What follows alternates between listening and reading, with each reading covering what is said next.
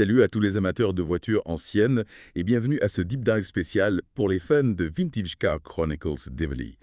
On va se plonger aujourd'hui dans l'histoire d'une voiture vraiment spéciale, la Renault Sport RS01.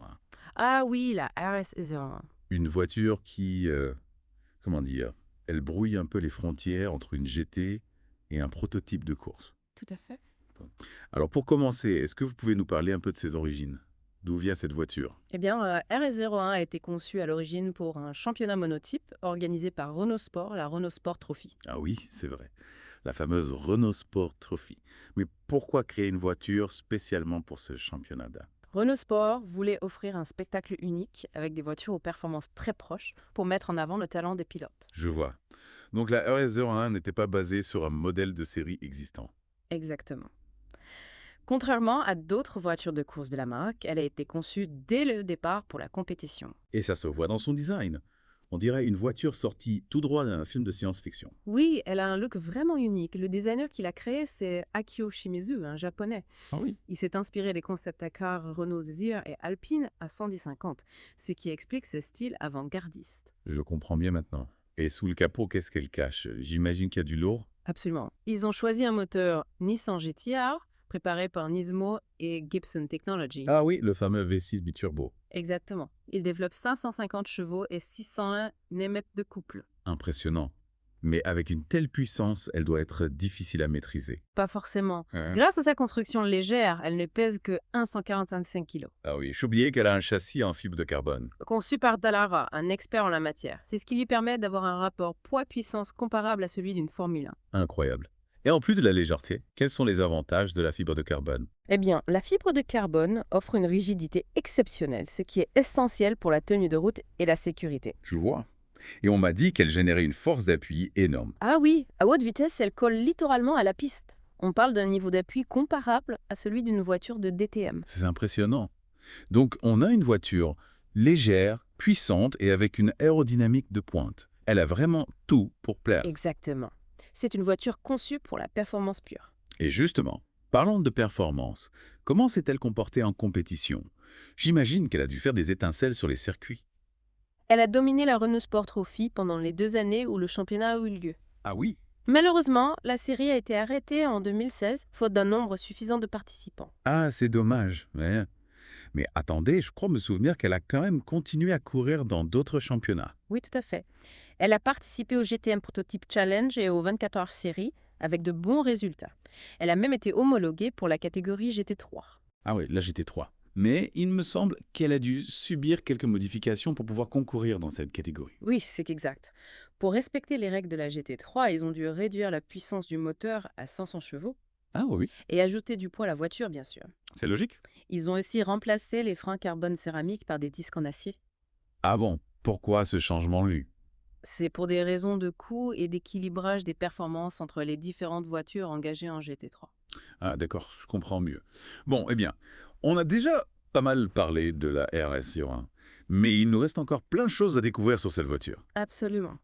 On se retrouve dans la deuxième partie de ce deep dive pour explorer plus en détail son histoire en compétition, ses innovations technologiques et son impact sur le monde automobile. Avec plaisir. A tout de suite. Alors, on reprend notre exploration de la RS01. On a vu qu'elle était une bête de course née conçue pour la compétition. Oui, et qu'elle a même fait quelques incursions dans le monde virtuel.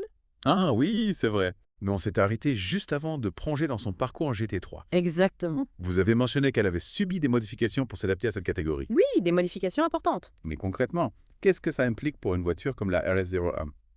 Imaginez, vous prenez une voiture conçue pour dominer un championnat monotype Oui. et vous la projetez dans un univers où elle doit affronter des Porsche 911 GT3A, des Mercedes AMG GT3, des Aston Martin Vantage GT3. Ah oui, quand même. On parle là de quelques-unes des meilleures GT3 du monde. Tout à fait. Comment la RS01 a-t-elle pu rivaliser avec de telles machines? C'est là que la balance de performance entre en jeu, la fameuse BOP. Ah oui, la pop-up.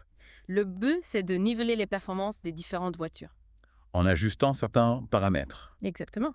Des paramètres comme la puissance du moteur, le poids, l'aérodynamique. Un peu comme un handicap au golf, en quelque sorte. Oui, on peut dire ça comme ça.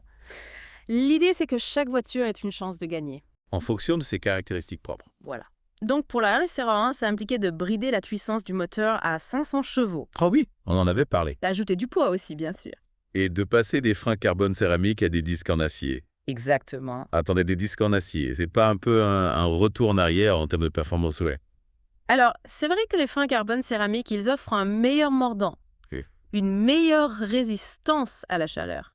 D'accord. Mais ils sont beaucoup plus coûteux. Ah oui, c'est un facteur important. Les disques en acier sont une solution plus économique, plus accessible pour les équipes privées qui engagent des GT3. Je comprends mieux. Mais du coup, est-ce que ces modifications ont eu un impact négatif sur les performances de la RS01 en GT3? Il y a eu des ajustements à faire, bien sûr. Oui. Les pilotes ont dû adopter leur style de pilotage. Hmm. Les ingénieurs ont travaillé dur pour optimiser les réglages de la voiture. Oui, Mais, globalement, la RS01 a conservé son caractère. agile et performant. Voilà. Et en parlant de performance, quels ont été ses meilleurs résultats en GT3? Elle a signé de belles victoires, Ah oui? notamment sur le circuit du Mugello en International GT Open. D'accord. Elle a aussi brillé aux 24 heures de Spa, aux 24 heures de Dubaï. Ah oui, quand même. 2 courses d'endurance prestigieuses. Oui. Mais attendez, il y a une course que vous n'avez pas mentionnée, Laquelle? les 24 heures du Nürburgring. Ah oui, le Nürburgring. On a parlé de sa 2e place en 2018. Oui, une course mythique. Mais est-ce que vous pouvez nous en dire plus sur cette performance? Ah, le Nürburgring. C'est la course d'endurance ultime. Un véritable défi pour les hommes et les machines. Imaginez, plus de 25 km de piste. Oui, c'est énorme. Avec des virages en aveugle, des dénivelés vertigineux, des conditions météo changeantes. Ah oui, ça peut vite devenir compliqué. C'est une épreuve qui met à rude épreuve la fiabilité des voitures. Et leur performance, bien sûr. Bien sûr, bien sûr, Fanga. Et la RS01 a réussi à tenir le coup pendant 24 heures sur ce circuit infernal. Absolument. L'équipe mcchip-dkr.com a fait un travail remarquable. Oui. En préparant la voiture. Hmm. En gérant la course, D'accord. les pilotes aussi ont fait preuve d'un grand talent, Oui, c'est sûr. d'une grande endurance. Pour mener la RS01 à la 2e place de sa catégorie, Exactement. c'est une performance incroyable. Mais au-delà du résultat, qu'est-ce que cette course nous apprend sur la RS01? Elle démontre sa robustesse, sa fiabilité. N'oubliez pas, on parle d'une voiture conçue pour des courses au sprint. Oui, c'est vrai. Et elle a été capable de tenir le rythme pendant 24 heures. Sur l'un des circuits les plus exigeants au monde, Voilà. C'est la preuve de sa qualité de fabrication. de la solidité de sa conception. Tout à fait. C'est vrai, on ne peut qu'admirer sa résistance. Mais on a beaucoup parlé de compétition. Oui. J'aimerais qu'on revienne un peu sur ce qui fait la particularité de la RS01 d'un point de vue technique. Qu'est-ce qui la rend si spéciale? Ah, il y a tant à dire. Osons, son châssis en fibre de carbone Dallara. Oui. C'est un chef-d'œuvre d'ingénierie. Il est incroyablement léger. On a déjà évoqué la fibre de carbone. Oui. Mais est-ce que vous pouvez nous en dire plus sur ce choix? Pourquoi Dallara est-il considéré comme un maître en la matière? Dallara, c'est une entreprise italienne qui a plus de 40 ans d'expérience dans la conception de châssis de course. Ah oui, quand même. Ils ont travaillé avec des constructeurs prestigieux Lesquels droits ils sont? comme Ferrari, Maserati, Lamborghini. Ah oui, bien que c'est. Et ils sont reconnus pour leur expertise dans l'utilisation de la fibre de carbone. Donc la RS01 bénéficie de tout ce savoir-faire italien. Exactement. Le châssis Dallara, c'est un élément clé de ses performances. Il permet de réduire le poids de la voiture, tout en augmentant sa rigidité. Ce qui se traduit par une meilleure tenue de route. Voilà, et une plus grande réactivité. Et en plus du châssis, quels sont les autres éléments techniques qui contribuent à ces performances exceptionnelles? Son aérodynamique est également très soignée. Oui, on en a parlé rapidement tout à l'heure. La RS01 a été conçue pour générer un maximum d'appui. Ce qui lui permet de coller à la piste. Exactement. On parle de 1,7 tonnes d'appui à haute vitesse. C'est colossal. Comment ont-ils réussi à obtenir une telle force d'appui? C'est le résultat d'un travail minutieux sur la forme de la carrosserie. D'accord. Avec un aileron arrière imposant, un diffuseur arrière proéminent, Oui. un fond plat Hmm. qui canalise l'air pour créer une dépression. Et plaquer la voiture au sol. Voilà. C'est fascinant de voir comment chaque détail a été pensé pour optimiser les performances. Ouais. On a beaucoup parlé du côté technique. Oui. J'aimerais qu'on s'attarde un peu sur l'esthétique de la RS01. D'accord. On a dit qu'elle avait un look futuriste. Mais qu'est-ce qui la rend si spéciale visuellement? Son design est vraiment unique. C'est une voiture qui ne ressemble à aucune autre. Oui, c'est vrai. Elle est à la fois agressive et élégante, Mhm. avec des lignes fluides qui évoquent la vitesse. la performance. Voilà. C'est vrai, elle a une allure vraiment bestiale, Oui. tout en restant sophistiquée. Mais est-ce qu'on peut identifier des éléments de design qui la rattachent à l'héritage de Renault? Bien sûr. Regardez ces phares avant, par exemple. Ah oui. On retrouve la signature lumineuse en forme de C Ah oui, je vois. qui caractérise les modèles Renault récents. Hmm, Et puis, il y a ce capot plongeant, Oui. cette ligne de toit fuyante, Ouais. qui rappelle l'Alpine A110, Ah oui, c'est vrai? une icône de la sportivité française. Ah oui, je vois ce que vous voulez dire. C'est subtil. Oui, Mais ces éléments de design créent un lien avec l'histoire de Renault. tout à fait. Mais au-delà de ces clins d'œil, qu'est-ce qui fait que la RS01 se démarque des autres GT3? Je pense que c'est son côté radical. Elle ne fait aucun compromis. Elle est conçue pour la performance pure. D'accord. Son design est dicté par la fonction. Oui, Et ça se voit dans chaque détail. c'est vrai. Elle a une certaine pureté dans ses lignes. On sent qu'elle est née pour la vitesse. Tout à fait. Mais on arrive bientôt à la fin de cette deuxième partie. Déjà, Et j'aimerais qu'on termine en parlant de l'héritage de la RS01.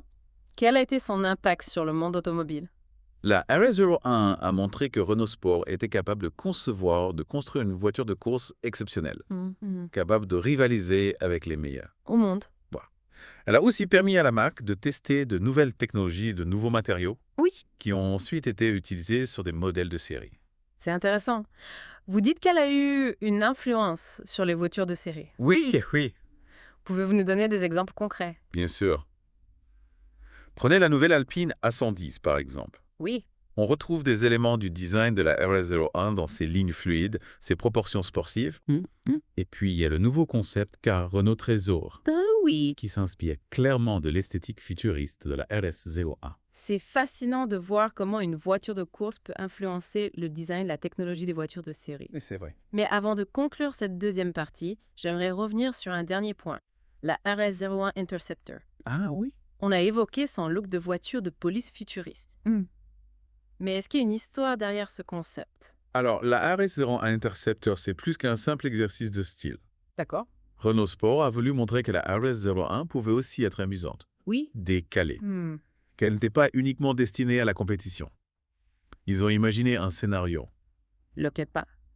où la RS01 serait utilisée par une unité spéciale de la police Ah oui, pour traquer les chauffeurs, les criminels. c'est une idée géniale. Oui. Et ils ont même réalisé une vidéo avec Jean Ragnotti au volant. Oui, c'est ça. C'est une vidéo spectaculaire, non? Ah oui, c'est une vidéo spectaculaire. On y voit Jean Ragnotti piloter la RS01 Interceptor à toute allure sur une autoroute. Enchaîner les dépassements, les figures acrobatiques. Ouais. C'est un véritable hommage au cinéma d'action hollywoodien. C'est une belle façon de clôturer cette deuxième partie. On a vu que la RS01 était bien plus qu'une simple voiture de course. Oui. Elle est un concentré de technologie, un chef-d'œuvre de design, Oui. une source d'inspiration pour les ingénieurs, les designers de Renault. Tout à fait. Mais on n'a pas encore tout dit. C'est vrai. Rendez-vous dans la troisième partie pour découvrir d'autres façades de cette voiture extraordinaire. Avec plaisir. Bon, on se retrouve pour la dernière partie de notre deep dive sur la Renault Sport RS01. On a déjà pas mal exploré son histoire, sa technologie, son design. C'est vrai. Mais il nous reste encore quelques aspects intéressants à aborder. Oui, tout à fait. Par exemple, j'aimerais bien qu'on parle un peu des personnes qui ont contribué à sa création. Bonne idée. Les ingénieurs, les designers, les pilotes. Ah oui, tous ces gens passionnés qui ont donné vie à la RS01. On a déjà évoqué le designer Akio Shimizu. Oui. Mais qui d'autre a joué un rôle important dans ce projet Store? Eh bien, il y a eu une collaboration étroite entre les ingénieurs de Renault Sport et les spécialistes de Lara pour la conception du châssis. Dallara, toujours EV. Eh oui, ils sont incontournables dans le domaine des châssis de course. C'est vrai? Ils ont passé des heures à optimiser chaque détail, à tester de nouveaux matériaux, à repousser les limites de la technologie. Et du côté des pilotes, qui a eu la chance de piloter cette bassère. Il y a eu des pilotes de renom comme Laurent de Vantaux, Kevin Être, Jean-Jacques Evagne. Ah oui, quand même Fallis de Vasse. Que des grands noms du sport automobile. Ils ont tous été impressionnés par ses performances et sa maniabilité. J'imagine l'adrénaline de piloter une telle machine sur un circuit comme Spa-Francorchamps ou le Nürburgring. Ça doit être une expérience incroyable. On a parlé de la RS01 Interceptor, la version police futuriste. Mais y a-t-il eu d'autres projets insolites autour de cette voiture? Oui, Renault Sport a aussi créé une version Track Day de la RS01, Track TV. destinée aux amateurs de conduite sportive qui veulent s'amuser sur circuit. Ah, d'accord. Une version pour les passionnés, quoi. Exactement. Imaginez-vous au volant de cette voiture sur le circuit Paul Ricard ou Manicourt. Ah oui, le rêve. Mais du coup, cette version Track Day, elle est accessible à tous. Disons qu'il faut avoir un certain budget. La RS01 reste une voiture exclusive. Oui, c'est sûr. Dommage, elle a tellement à offrir. Bon, on peut toujours rêver. Elle est aussi dans plusieurs jeux vidéo. Ah oui, c'est vrai. Ça permet aux fans de la piloter virtuellement. Exactement. Est-ce qu'on peut dire qu'elle a gagné en popularité grâce aux jeux vidéo? Oui, sans aucun doute, les jeux vidéo ont permis de la faire connaître à un public plus large. Et c'est tant mieux, parce que c'est une voiture qui mérite d'être célébrée. Tout à fait. Mais avant de conclure, j'aimerais qu'on revienne sur l'héritage de la RS01. Quel impact a-t-elle eu sur Renault Sport et sur l'automobile en général? La RS01 a marqué un tournant pour Renault Sport. Mhm. Elle a montré leur savoir-faire en matière de voitures de course de haut niveau. Oui. Elle a ouvert la voie à de nouveaux modèles, comme l'Alpine A110. Qui s'inspire de son design et de ses performances. Exactement. On peut dire qu'elle a laissé une trace dans l'histoire de Renault Sport. Oui, c'est clair. Mais au-delà de la technique, du sport, Qu'est-ce qu'elle représente pour vous? la RS01, c'est la passion, l'innovation, l'audace. C'est une voiture qui repousse les limites, sans compromis. Une voiture qui fait rêver. C'est une belle conclusion. La RS01, c'est plus qu'une voiture, c'est un symbole, une icône. Merci pour toutes ces informations. Merci à vous. J'espère que nos auditeurs ont apprécié ce deep dive. Moi aussi. Merci à vous d'avoir été avec nous pour ce voyage au cœur de l'univers de la Renault Sport RS01. On se retrouve bientôt pour un nouveau deep dive sur Vintage Car Chronicles. Bientôt. À bientôt!